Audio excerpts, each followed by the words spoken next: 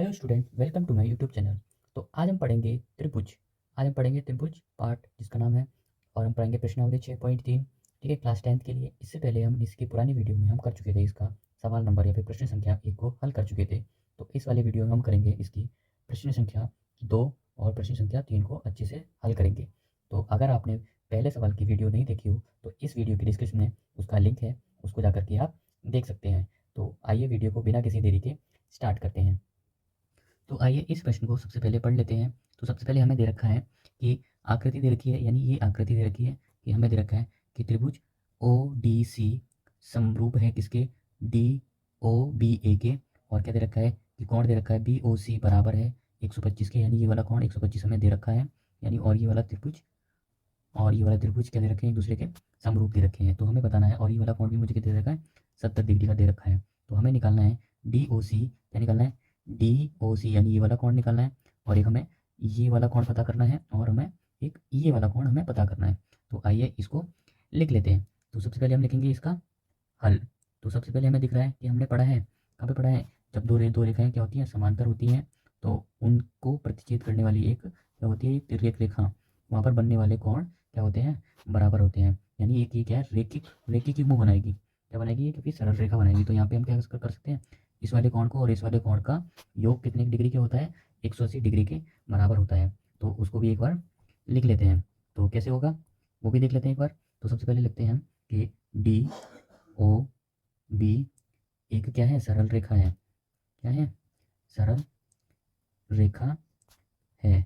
तो इन दोनों के कोणों का योग कितना लिख सकते हैं हम, 180 डिग्री। तो लिख सकते हैं यहाँ पे कि त्रिभुज डी ओ सी प्लस सी ओ बी बराबर कितने डिग्री का होगा, 180। यानी ये वाला कोण और ये वाला कोण 180 डिग्री के बराबर। अब हमें जिसका मान दे रखा है, किसका मान दे रखा है, सी ओ बी का मान दे रखा है, उसका मान लिख देते हैं कि डी ओ सी का मान निकालना है। और इसका मान दे रखा है मुझे 125, और इसको कर देंगे 180 के बराबर। तो यहाँ से इसको हमें क्या करना पड़ेगा, इस तरफ भेजना पड़ेगा। तो डी ओ सी बराबर किसकी हो जाएगा, 180। ये प्लस का है, दूसरी तरफ जाएगा, माइनस का हो जाएगा 125। जब हम घटाएंगे इसमें से तो कितना बचेगा मेरे पास, ये आ जाएगा 55। यानी डी ओ सी कितना आया मेरे पास, यानी ये वाला कोण, ये वाला जो कोण आया वो कितना आया मेरे पास, 55 डिग्री का आ गया। तो इसी तरह ये होता है हमारा एक फर्स्ट स्टेप, यानी पहला कोण, पहला त्रिभुज हमें पता चल गया। अब इसी तरह हम क्या निकालेंगे, इसका दूसरा कोण पता करेंगे।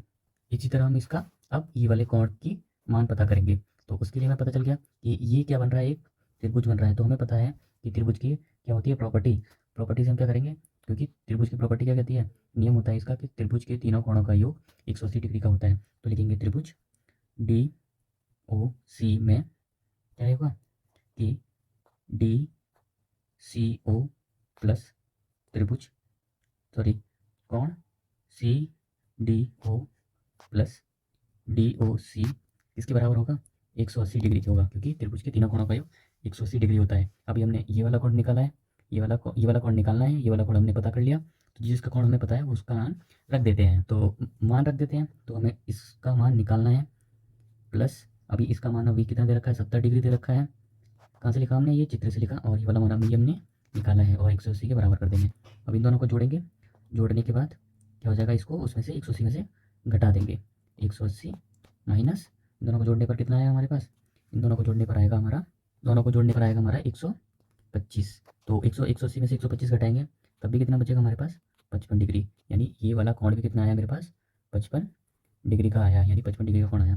तो डी सी ओ कितने डिग्री का है मेरे पास, 55। तो इसी तरह हम इसका तीसरा कोण भी निकाल लेते हैं। तीसरा कोण क्या दे रखा है मुझे, ए बी, यानी ओ ए बी, ये वाला कोण हमें पता करना है। तो हमने क्या पढ़ा था, इसको भी समझ लेते हैं।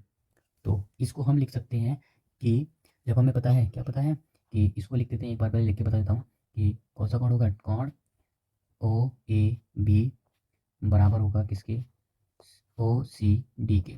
ओ सी डी के कैसे होगा, क्योंकि हमने पढ़ा है 9th क्लास में, हमने पढ़ा है कि जब दो समांतर रेखाएं होती हैं और उनके काटती हुई एक तिर्यक रेखा होती है, तो इस जगह बनने वाला और यहाँ पे बनने वाला कोण क्या होते हैं, एक अंतर कोण से क्या होते हैं, वो बराबर होते हैं। तो इसी तरह से ये हो जाएगा हमारा, ये दोनों कोण क्या हो जाएंगे, बराबर हो गए। इसी तरह हमने क्या कर लिया, यहाँ पे ये वाले कोण का मान और ये वाले कोण का मान, और जो तीन दो कोण का मान हमें दे रखे थे उनका मान हमने निकाल लिया। तो इसी तरह हमारा सवाल नंबर 2 क्या होता है, हमारा हल होता है। तो इसी तरह हम इसके सवाल नंबर 3 को यानी प्रश्न संख्या 3 को हल करेंगे। तो आइए देख लेते हैं उसको अगले पेज पर। तो इसी तरह हम इसके सवाल नंबर 3 को भी यानी प्रश्न संख्या 3 को भी पढ़ लेते हैं। तो प्रश्न संख्या 3 में क्या रखा है कि समलंब ABCD जिसमें AB बराबर DC है के विकर्ण AC और BD परस्पर O बिंदु पर क्या करते हैं, प्रतिच्छेद करते हैं और दो त्रिभुज के समरूपता कसौटी यानी समरूपता नियम से हमें क्या का प्रयोग करते हुए दर्शाना है, यानी ये चीज़ हमें सिद्ध करनी है। तो आइए एक बार चित्र से भी समझ लेते हैं कि क्या है। ABCD एक चतुर्भुज है और इसके जो विकर्ण हैं वो O बिंदु पर क्या करते हैं, इसको प्रतिच्छेद करते हैं दोनों। तो यहाँ पर बनने वाले कौन, यानी इनकी समरूपता कसौटी से हम क्या करेंगे, इसके भुजाओं के अनुपात को हमने पढ़ा है थेल्स प्रमेय में कि भुजाओं का अनुपात क्या होता है, बराबर होता है। तो एक बार इसको भी देख लेते हैं। यहाँ पे दे रखा है कि अगर ये वाला कोण ये वाले कोण के बराबर होगा और ये वाला कोण ये वाले कोण के क्या होगा, बराबर होगा, उसको हम एक बार लिख लेंगे और समझेंगे। तो सबसे पहले हम लिखते हैं कि हल क्या दे रखा है मुझे, वो उसी हिसाब से हम लिखते हैं कि सबसे पहले दे रखा है त्रिभुज DOC और त्रिभुज BOA। जब हमने दोनों त्रिभुज लिए, कौन कौन से त्रिभुज लिए एक बार चित्र से भी समझ लेते हैं कि DOC यानी एक ये वाला त्रिभुज लिया हमने और एक त्रिभुज लिया BOA यानी एक ये वाला त्रिभुज और एक ये वाले त्रिभुज, दोनों त्रिभुज लिए हमने। अब इन दोनों त्रिभुजों को क्या बताएंगे हम, समरूप बताएंगे। समरूप बताने के लिए क्या करेंगे, देख लेते हैं एक बार, लिखते हैं हम यहाँ पे कि कौन कौन से हो रहे हैं कि त्रिभुज DOC बराबर BAO कहाँ से होगा, शीर्ष अभिमुख कोण से, यानी ये वाला कोण और ये वाला कोण क्या होंगे, बराबर होंगे। शीर्ष अभिमुख कोण से हमने 9th क्लास में पढ़ी है हमने ये चीज़, ठीक है। तो यहाँ लिख देते हैं शीर्ष अभिमुख कोण, शीर्ष अभिमुख कोण से क्या हो गए, ये दोनों बराबर हो गए। और इसी तरह क्या कर सकते हैं, ये वाले कोण यानी ये वाला कोण और ये वाले कोण भी क्या हो जाएंगे, बराबर हो जाएंगे। इसको ये कैसे होते हैं हमारे, उसी थ्योरम से हमने 9th क्लास में पढ़ा है। तो लिख देते हैं यहाँ पे कौन सा है, कौन सा कोण है कि कोण CDO बराबर होगा त्रिभुज ABO के, कैसे, एकांतर कोण से लिख देते हैं यहाँ पे, कैसे, एकांतर कोण से बराबर हो गए। और इसी तरह तीसरा वाला वापिस वही इनके ये वाले कोण, तो एक बार लिख देते हैं, लिख के बताता हूँ DCO बराबर BAO, ये भी कैसे हुआ, एकांतर कोण से।